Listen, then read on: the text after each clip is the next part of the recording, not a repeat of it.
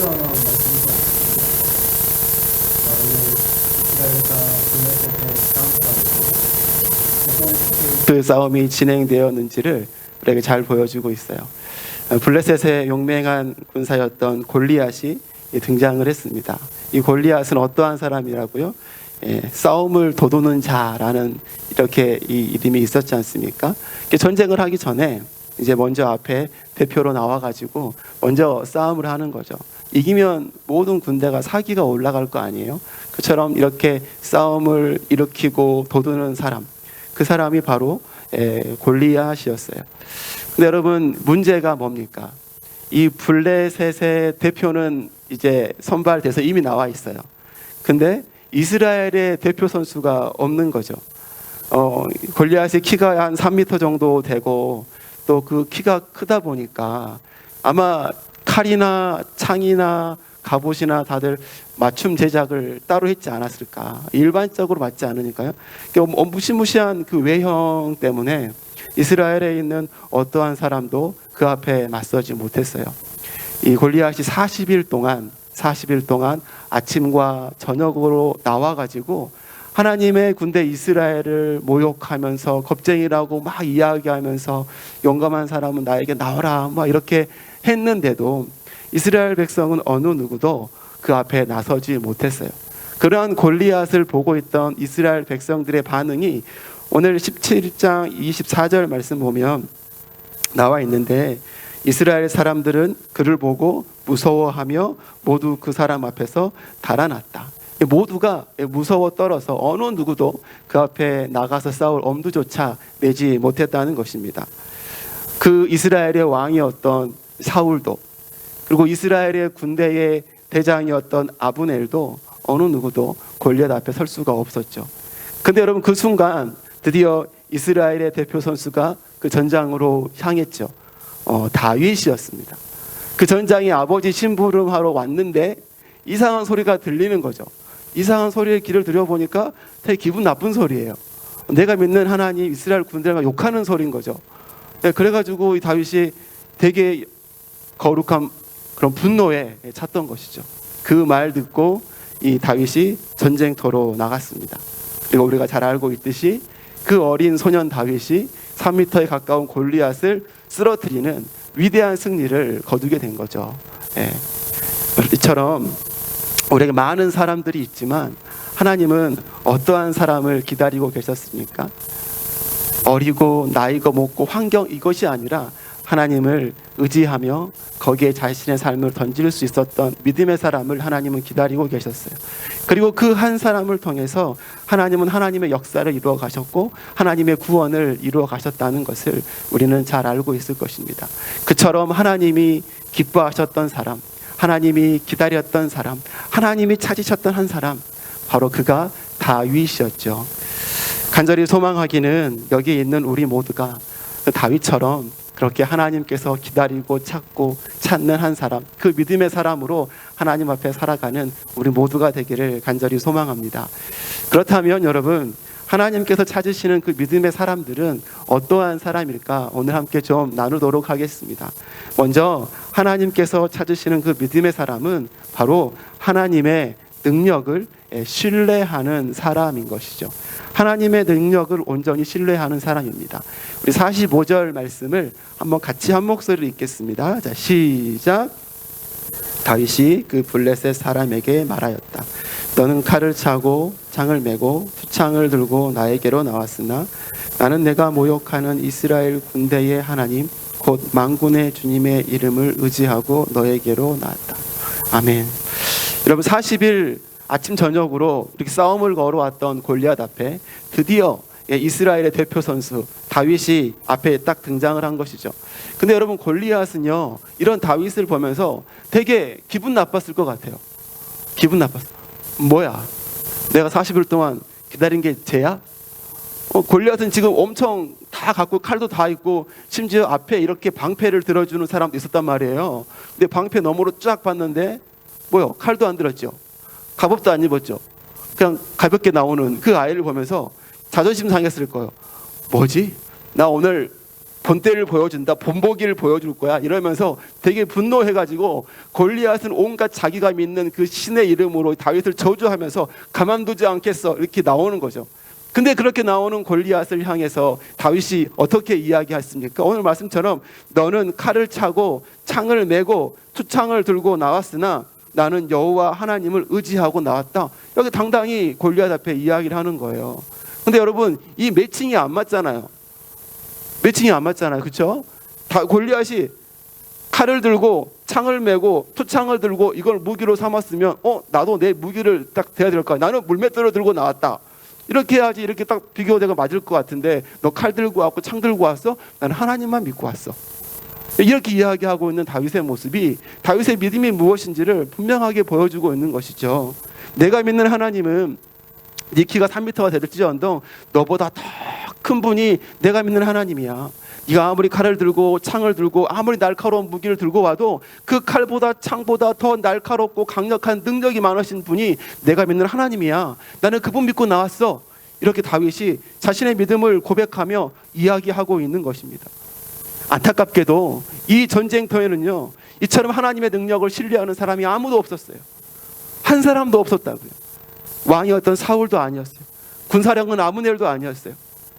하나님께서 이새의 집에 보내서 다윗 이새의 아들 중에 내가 그 사울의 후계자를 삼을 거니까 그의 기름 부어라라고 했을 때 사무엘에 가가지고 이새의 아들들을 보니까 엘리압이라는 사람이 있어요. 키도 크고 용모 준수하고 너무 멋있어. 왕감이다 해서 기름 부으려고 했어요. 근데 그러한 다윗의 형조차도 하나님을 향한 이러한 신뢰가 없었다고요. 겉으로는 사울이 더 큰 사람 같고 겉으로는 엘리압이 더 다윗의 형들이 큰 사람 같고 아브넬이 큰 사람 같지만 하나님이 보기에는요 다윗이 가장 큰 믿음의 거장이었습니다.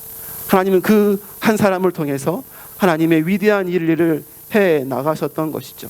사랑하는 여러분, 그 하나님이 지금도 동일하게 우리의 하나님이심을 우리는 기억해야 하는 것입니다. 하나님을 온전히 신뢰하고 하나님의 능력을 온전히 믿고 믿음으로 나가는 그 한 사람을 통해서 하나님은 하나님의 역사를 이루어 가셨고 지금도 그 역사를 이루어 가시는 줄로 믿습니다. 그리고 그 믿음의 한 사람을 하나님 지금도 애타게 찾고 계시다는 사실을 우리가 기억해야 될 줄로 믿습니다. 흔히들 지금도 살아 역사하신 하나님을 경험하기 원하냐? 그러면 선교지로 가봐라. 뭐 이런 이야기들을 웃으면서 이야기 많이 하잖아요. 선교지에 가면 사도행전과 같은 성령의 역사가 일어난 것을 많이 경험하게 될 것이다. 이런 이야기를 하게 되는데요. 제가 한 2, 3년 전에 은퇴하신 목사님과 한번 이렇게 교제할 시간이 있었어요. 그 목사님은 아프리카 케냐에서 30년간 선교 사역을 하셨던 목사님이셨어요. 그래서 아프리카 여러분 케냐 여러분 가보셨나요? 더울 것 같죠? 엄청 더울 것 같은데 그곳에서 그 사람들을 전도하는 것들이 여러분 쉬웠을까요? 쉽지 않죠. 그 아프리카의 수많은 토속적인 믿음과 신앙 그리고 수많은 우상들 속에서 살아가고 있는 그 사람에게 예수 그리스도 십자가의 복음을 전해서 전도한다? 이 쉬운 일이 아니라는 거죠. 근데 30년간 사역하시면서 한 사람을 전도한 거예요. 그 사람이 교회에 와서 예배를 드린 거예요. 그래서 너무 기뻤잖아요. 근데 그 사람이 다음 주에 교회를 안 나오는 거예요. 선교사님 찾아갔어요. 그 사람이 이야기하는 거죠. 선교사님에게 선교사님 저 이제 신앙생활 못할 것 같아요. 교회 못 갈 것 같아요. 아니 왜? 한 번밖에 안 왔잖아. 네, 그랬더니 그분이 하는 말이 목사님 제가 교회 나간 뒤로 저희 동네에 있는 모든 뱀들이 다 우리 집으로 들어와요. 이것도 뱀 저것도 뱀 동네의 뱀들이 다 우리 집으로 들어와서 우리가 못 살겠어요. 내가 종교를 바꿔서 이런 일이 생긴 것 같아요. 안 될 것 같아요. 이렇게 이야기한 거죠. 여러분 어떻게 해야 될까요? 뱀 사냥꾼을 불러야 될까요? 저도 궁금했어요. 그래요 선교사님? 그거 어떻게 해야 돼요? 힘들게 전도했는데. 선교사님 딱 한마디 하셨어요. 뭘 어떻게 해요? 기도해야죠. 그래서 그렇게 떨고 있는 사람 붙잡고 그 집에 가셨대요. 그 집에 가셔가지고 하나님 앞에 간절히 기도했다는 거예요. 간절히 기도했는데 놀랍게도 그 들어왔던 뱀들이 슬금슬금 다 빠져서 다 떠나갔다는 거죠. 그렇게 한 명, 두 명, 한 명, 두 명 사람들이 변화되기 시작해서 결국 30년 동안 사역하시면서 케냐에 신학교를 세웠다라고 이야기를 하시더라고요. 여러분, 무슨 이야기인가요?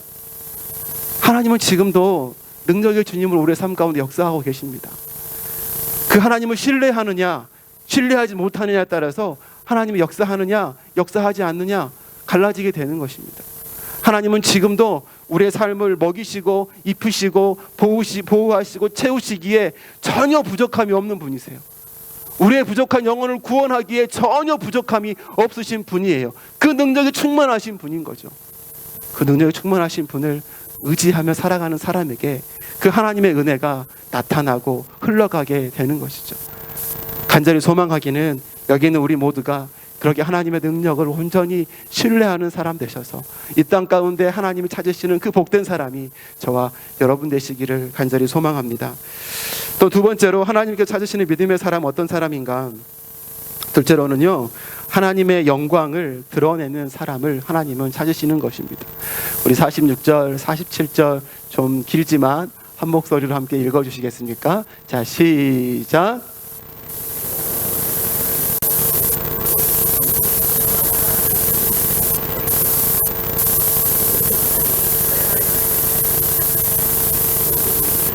칼이나 장따위를 쓰셔서 구원하시는 것이 아니라는 것을 여기에 모인 이 온 무리가 알게 하겠다. 전쟁에서 이기고 지는 것은 주님께 달린 것이다. 주님께서 너희를 모조리 우리 손에 넘겨주실 것이다. 아멘. 그럼 골리앗의 싸움터로 나가는 다윗에게 그럼 이 싸움터로 나가는 목적이 두 가지가 있었습니다. 다윗이 이 싸움터로 나가는 목적 두 가지. 첫 번째 목적은 무엇이었을까요? 너무나 명확하죠. 저 나쁜 골리앗을 무찌르는 거, 이 목적이겠죠. 두 번째 목적이 있었습니다. 그 두 번째 목적이 무엇일까요? 다윗이 싸움터로 나간 두 번째 목적, 오늘 46절의 말씀에도 언급되어 있지만 온 세상이 이스라엘의 하나님을 알게 하는 것, 온 세상이 이스라엘의 하나님이 참 신이시며 진짜 신이심을 알게 하는 것. 여러분, 이것이 다윗이 전쟁터로 나가는 싸움의 목적이었던 것이죠. 전쟁의 승패, 전쟁을 다스리시는 분, 그분이 여호와 하나님이심을 모든 사람이 알게 하는 것. 여러분, 이것이 다윗이 전쟁터로 나가는 또 하나의 목적이었습니다. 여러분, 이 시대의 전쟁은 그냥 개인과 개인, 나라와 나라의 싸움이 아니잖아요. 신과 신의 싸움이었죠. 골리앗도 다윗을 보면서 자기가 믿는 그 다곤 신의 이름으로 엄청 저주하면서 나왔지 않습니까? 그 신과 신의 싸움으로 사람들은 생각을 했던 거죠. 이 앞에 사무엘상 4장과 5장에 보면 이 블레셋과 이스라엘이 한번 싸웠던 기록이 언급이 되고 있죠. 이 블레셋과 이스라엘이 싸웠어요. 근데 싸우는데 누가 이겼습니까? 블레셋이 이긴 거예요. 자꾸 이스라엘이 패배하는 거죠. 이스라엘 생각이 왜 우리가 졌을까? 왜 지는 걸까? 판단을 했어요. 아, 여호와 하나님의 궤, 그 언약궤가 이곳에 없기 때문이다. 그 언약궤가 이 전쟁터로 나오면, 하나님의 임재의 상징인 언약궤가 이 전쟁터에 나오면 하나님이 이곳에 우리와 함께 하시는 것이기 때문에 우리가 반드시 이길 것이다 라는 잘못된 생각을 한 거예요. 그렇게 진행을 했어요. 그래서 싸웠습니다. 어떻게 됐습니까? 이스라엘이 완전히 처참하게 패배를 했습니다. 그리고 하나님의 임재의 상징이었던 그 여호와의 언약궤조차도 블레셋에게 빼앗겼죠. 근데 여러분, 블레셋 사람들은 이 빼앗은 언약궤를 어떻게 처리했을까요? 바로 자신이 믿고 섬기는 다곤 신전 옆에 딱 갖다 놓은 거죠. 왜요? 무엇을 상징하고 무엇을 보여주는 것입니까? 우리가 믿는 다곤 신이 저 이스라엘이 믿는 이스라엘의 신보다 더 강력하다. 우리의 다곤 신 밑에 이스라엘의 신이 무릎 꿇었다. 이걸 보여주고 있는 것이죠. 이처럼 신과 신의 싸움, 이 시대의 사람들은 그렇게 이야기를 했던 것이죠. 근데 여러분, 그 다음에 어떻게 된 건 다 아시죠? 아침에 딱 가봤더니 어떻게 해요? 다곤 신이 여호와의 궤 앞에 얼굴을 처박고 쓰러져 있는 거예요. 아니, 왜 이러지? 나 딱 세워놨단 말이에요. 그 다음날 또 갔어요. 그러니까 또 딱 처박혀 있는데 이번 더 심하게 머리가 잘리고 손목이 잘리고 몸통이 잘려서 딱 쓰러져 있는 그 모습을 보게 된 거죠. 여러분, 이처럼 전쟁은 신과 신의 전쟁을 의미했던 것이죠. 그렇게 다윗은 바로 이 무시무시한 골리앗 앞에 나가면서 무슨 생각을 하고 나간 거예요? 만방의 여호와 하나님이 참된 신이라는 것을 나타내 보이겠다. 하나님의 영광을, 하나님의 이름을 내가 드높이겠다, 다시 회복시키겠다, 이 마음으로 나간 거예요. 그 전쟁에 수많은 이스라엘 백성들이 다 있었지만, 하나님의 백성이라는 이름으로 다 모여 있지만, 어느 누구도 그 하나님 앞에 하나님의 능력의 신이고 전쟁에 이기는 모든 것이 하나님께 달려있다고 믿고 아무도 안 나가고, 도리어 하나님 앞에 덜덜덜 떨면서 하나님을 부끄럽게 하는 그 이스라엘 백성들 앞에 우리가 믿는 하나님이 그런 하나님이 아니다. 우리 하나님은 저 다곤 신과 비교될 분이 아니고 만방의 참된 신이다. 내가 이걸 보이겠다 라고 전쟁터로 나간 것이 다윗이었다. 하나님의 영광을 드러내겠다. 다윗에게는 다른 욕심이 여러분 없었어요. 사울이 수많은 사람들에게, 여러분 저 골리앗과 싸우세요, 싸워서 이긴 사람에게 내가 많은 재물 주고 내 딸과 결혼시킬게요, 그 당신의 집안의 모든 세금을 다 면제해 줄게요, 공포했어요. 사람들이 다 알아요. 그럼 다윗이 그것 보고 나갔나요? 이야, 기회다. 기회 10억, 얼마인지 모르겠습니다. 예를 들어서 100억, 좋아. 왕의 사위, 좋아. 내 이름 유명해질 기회다, 나가자. 이것 보고 나간 게 아니었다. 하나님의 이름, 이스라엘의 온 하나님이 어떠한 분이신지 내가 증명하겠다, 나타나겠다, 그런 마음으로 전쟁터에 나아갔던 것입니다. 여러분, 하나님은 지금도 이러한 믿음의 사람을 여러분 찾고 계시는 것이죠. 내 삶 속에서 하나님의 이름이 드높이지고 내 삶 속에서 하나님의 영광이 드러나는 그러한 한 사람, 그러한 믿음의 사람을 찾고 계신 것이죠. 내 수많은 환경에 많은 것들이 있겠지만 그것에 우선순위를 두지 아니하고 하나님께 우선순위를 두는 사람, 그 한 사람을 하나님은 찾고 계신 것입니다. 여러분, 최근에 미국의 대통령이 바뀌었죠. 저는 정치를 잘 모릅니다. 누가 누군지 잘 모르고 그분들의 뉴스를 들으니까 다 영어로 말해서, 저 아시죠? 뭔 말인지 잘 모르겠어요. 근데 여러분, 그 대통령이 바뀌니까 이전 대통령과 지금 대통령 비교해 주는 영상들이 많이 있더라고요. 제가 그걸 봤는데 너무나 충격받고 가슴이 아팠어요.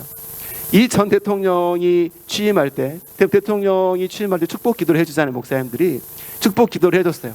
축복 기도를 하고 나서 제일 마지막 기도가 어떻게 끝났을까요? 예수님의 이름으로 기도하죠. 근데 그렇지 않았습니다. 이 전 대통령이 기도할 때 그 기도의 마무리에 다양한 신앙의 이름으로 아멘, 이렇게 기도했다는 거예요. 그 당시 하원 개회의 기도를 목사님이 와서 인도하셨어요. 그 개회 기도의 내용이 이랬어요. 우리의 유일신 하나님 브라마 혹은 다른 다양한 종교에게 다양한 이름으로 불려지는 신의 이름으로 기도합니다.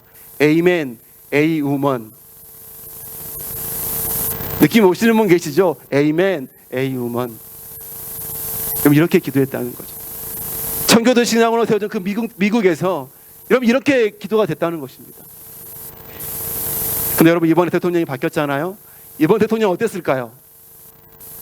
동일하게 취임사에서 기도했습니다. 대통령을 위해서 축복하며 기도했어요. 그 기도의 마무리가 예수 그리스도의 이름으로 기도합니다. 아멘.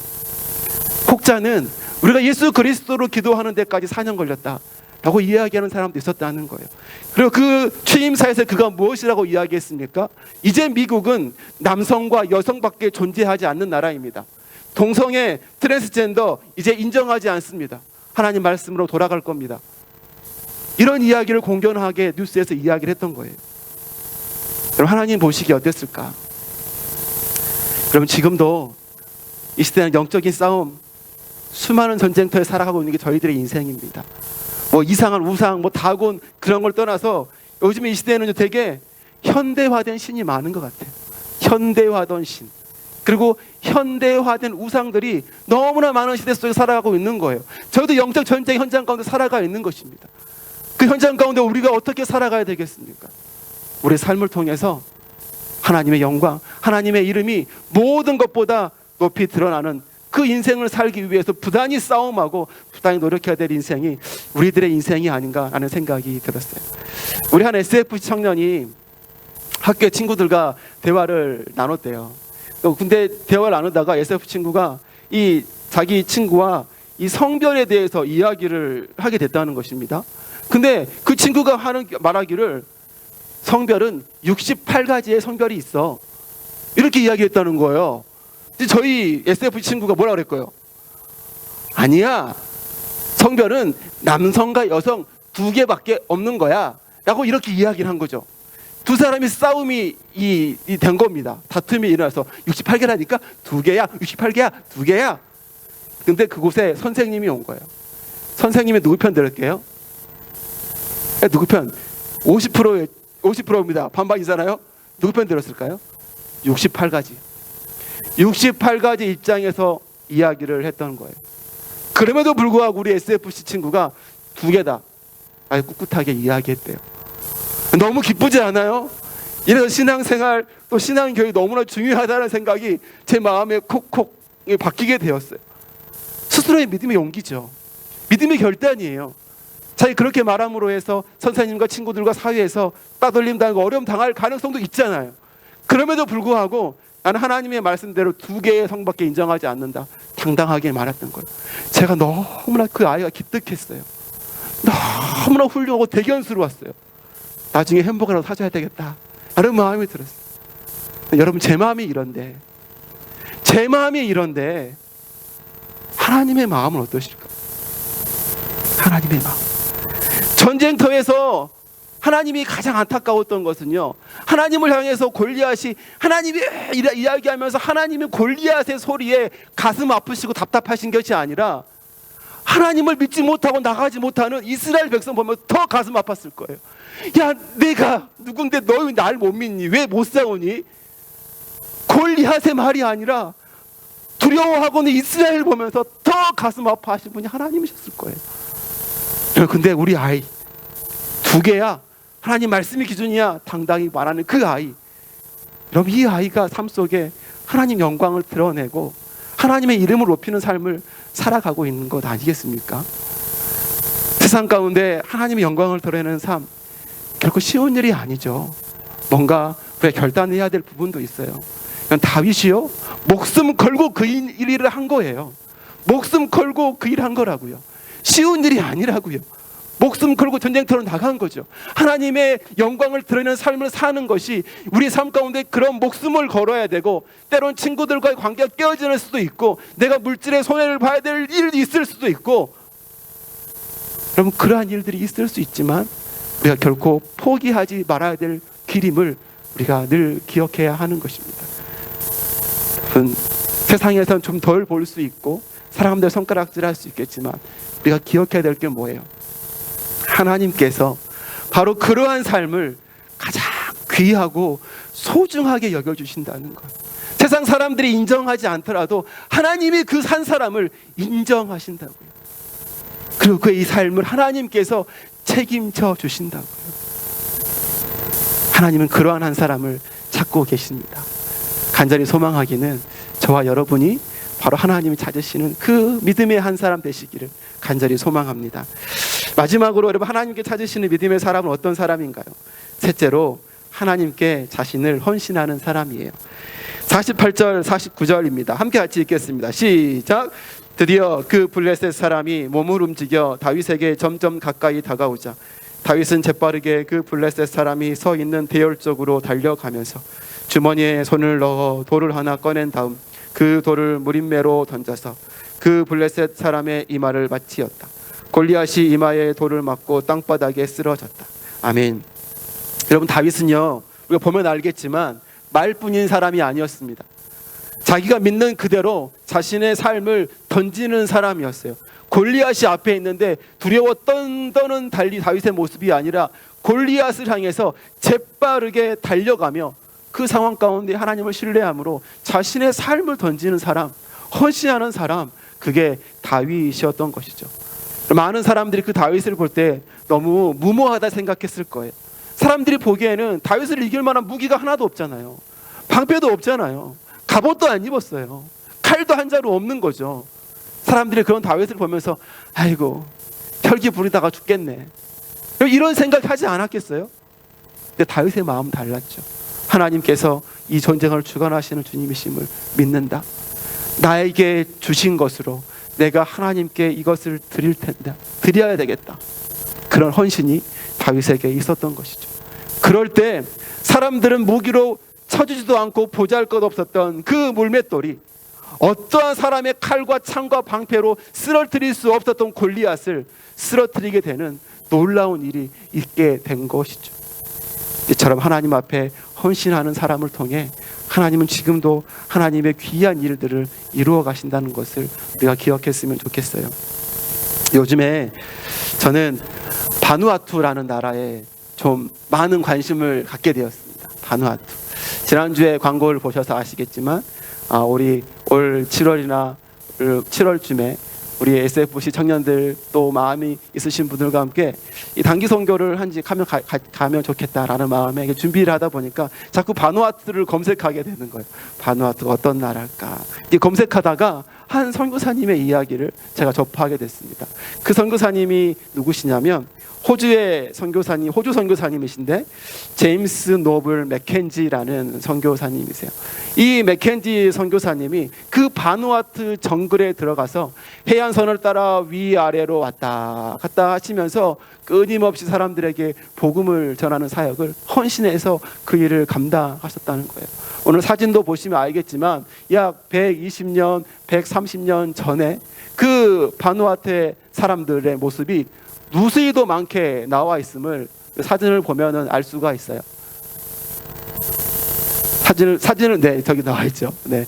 이 120년 전에 그 바누아투의 수많은 사람들, 저 많은 성도들을 전도했던 맥켄지 선교사님이셨어요. 그 선교사님께서 12명의 제자를 세우고 또 거기에 현지 목회자를 세우는 그런 사역까지 잘 감당하신 거죠. 근데 그렇게 내가 선교를 위해서 헌신했던 그 선교사님께서 불현듯 1910년에 저 바누아투를 떠나서 여러분 어디로 가신지 아십니까? 한국 가셨어요. 한국을 가신 거예요. 한국을 가셔서 한국의 한센병자 사역을 내가 해야 되겠다. 한센병 걸린 사람들을 도와야 되겠다 하시면서 한국에 오셔서 경상남도 지방에서 그렇게 이 지역을 돌아다니면서 한센병 환자들을 돌보고 그들을 위해서 사역을 감당하시고 한국에서 30년 동안 사역을 하셨던 것입니다. 울릉도에 처음 간 선교사가 되었고 수많은 교회를 세우면서 그렇게 귀한 선교 사역을 감당했던 분이 저 제임스 노블 맥켄지라는 선교사님이세요. 근데 여러분 그 선교사님이 사역했던 바누아투 현지에 여러분 교회가 세워졌습니다. 그 교회, 이 맥켄지 선교사님의 사역에 감동했던 한국의 모 교회에서 그곳에 교회를 세워준 거예요. 교회를 세워줬어요. 근데 그 교회를 누가 돌보고 계신지 아십니까? 누가 그 교회를 사역조 삼고 계신지 아세요? 저희 교회가 후원하고 계시는 원천희 선교사님께서 그 교회에 가서 예배드리고 사역을 하시고 계시더라고요. 놀랍지 않습니까? 한 사람의 헌신으로 하나님은 그 바누아투 정글에서 사람들을 세우시고 그 사람은 갑자기 들어서 한국에 가셔서 복음을 전하게 하시고 그 발걸음을 통하여서 한국과 이 바누아투와 또 뉴질랜드 모두가 복음으로 하나 돼서 함께 색깔과 믿음과 문화가 다 다르겠지만 같은 믿음 안에서 한 분 하나님을 찬양하는 그런 넓은 하나님 나라가 세워져 가는 모습 놀랍지 않습니까? 바로 복음을 향해 헌신했던 이 한 사람의 선교사님의 발걸음을 통해 이런 일들이 이루어졌던 것이죠. 사랑하는 여러분, 지금도 하나님은 그렇게 역사하고 계심을 우리는 믿어야 될 줄로 믿습니다. 우리의 헌신을 귀하고 값지게 보신다는 거죠. 이런 헌신은 누가 하는 겁니까? 헌신은 능력이 많은 사람이 헌신하는 것일까요? 아니면 내가 돈이 많아서 나눠주고 좀 덜어줄 수 있는 사람인가요? 아니면 시간이 많아서 내가 충분히 내 할 거 다 하고 남는 시간에 내가 하면 되겠다라는 것 참된 헌신일까요? 참된 헌신의 시작은 우리의 진실된 마음을 드리는 것부터 시작하는 것입니다. 내가 물질이 없고 내가 부족하고 내가 잘 못하지만 하나님을 위해 내 삶을 드리겠더라고 내가 헌신하여서 내 삶을 하나님께 헌신할 때에 여러분 부요하시고 능력이 많으시고 풍성하신 하나님의 은혜와 능력이 우리를 통해 흘러가는 거죠. 흘러가는 것이죠. 우리는 도구이고 그릇입니다. 누가 채우시는 거예요? 하나님이 채우시는 거죠. 우리의 소중한 마음을 하나님께 드리는 것, 그것이 참된 헌신의 시작인 것입니다. 그 마음을 하나님은 찾고 계신 것이죠. 2025년 저희 사랑나라 친구들이 이제 지금 밖에서 예배 드리고 있잖아요. 2025년 우리 사랑나라 친구들의 예배 전 찬양을 정하였습니다. 한 곡 1년 내내 이 찬양만 부를 거예요. 그 찬양의 제목이 소중한 마음을 드려요라는 찬양이에요. 소중한 마음을, 가장 소중한 마음을 하나님께 드려요. 마음 깊숙이 고이 간직한 소중한 마음을 드려요. 하나님께만 예배하고 하나님만을 경외하는 가장 소중한 마음을 하나님께 드려요. 이 찬양이에요. 여러분, 가장 소중한 것, 가장 소중한 우리의 마음을 하나님은 가장 원하신다는 사실, 여러분 기억하셔서 우리의 가장 소중한 마음을 하나님께 드리는, 우리의 모습 부족하거나 이게 중요한 것이 아니라 내 있는 모습 그대로 하나님께 우리의 소중한 마음을 드릴 때 하나님은 그 헌신을 기쁘게 받으시고 하나님 나라를 위한 귀한 통로로 사용하신다는 사실을 우리 모두가 기억하시기를 간절히 소망합니다. 말씀을 맺겠습니다. 오늘은 주님께서 찾으시는 사람이라는 제목으로 함께 말씀을 나눴습니다. 하나님께서 찾으시는 사람은 하나님의 능력을 신뢰하고 또 하나님께 영광을 드리고 하나님께 헌신하는 사람이라고 했습니다.